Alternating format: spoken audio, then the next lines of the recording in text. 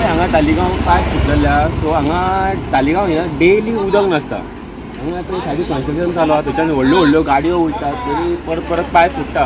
आमकां हांगा 2-2 दीस घरान उदक नासता, लोकांक त्रास करचे पडटा। उदीक कपडे धुवपाक, उदक पिवपाक सुद्दां आमकां सारकें उदक ना हांगा।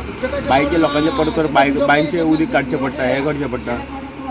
6 म्हयने जाले उदक 6 म्हयने आमकां हांगा उदक ना। लोकांक खूब त्रास जाला आनी लोक हांगा सगळे आमचे न्हिदला, कोण उलोवंक सोदना।